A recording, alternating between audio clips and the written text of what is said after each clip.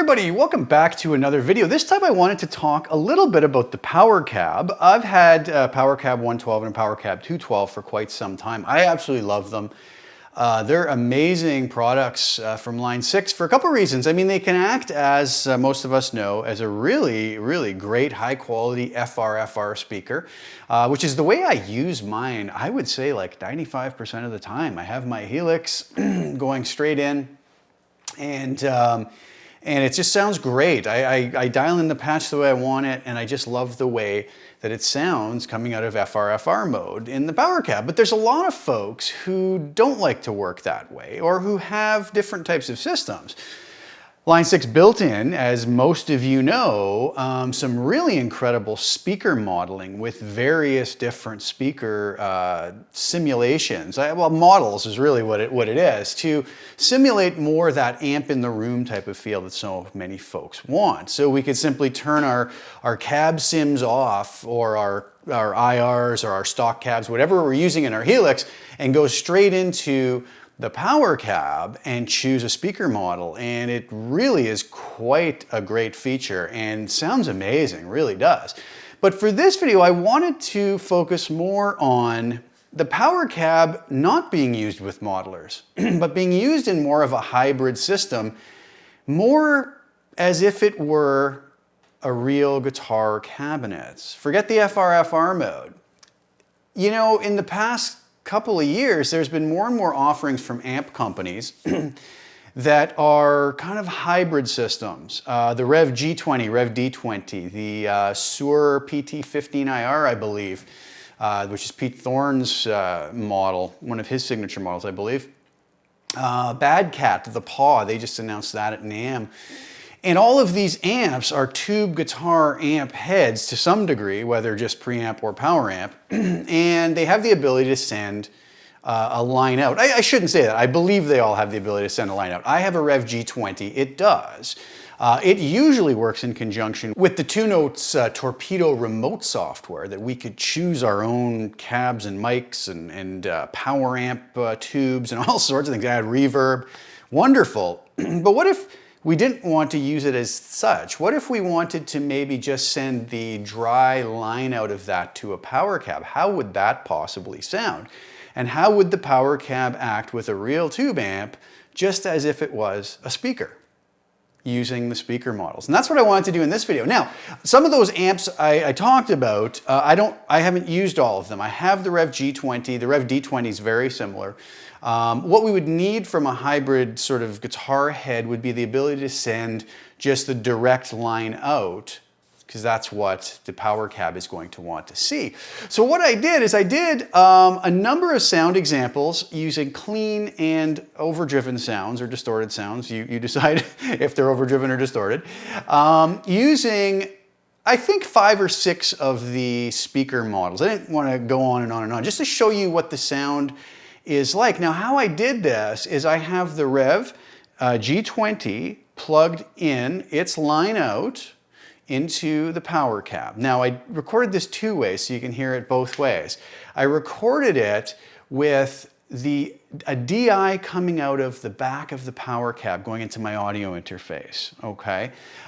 So with all of the speaker models set to a 160 ribbon mic 3 inches back. So we're hearing the same thing. The reason I did that is because I also mic'd the PowerCab to give you a different sound, and let you hear what's really happening, as if we treated it like a real guitar amp and threw a mic into it. And I'm using a Sterling Audio ST170 phantom powered ribbon microphone I really like, a very budget friendly ribbon mic that sounds amazing.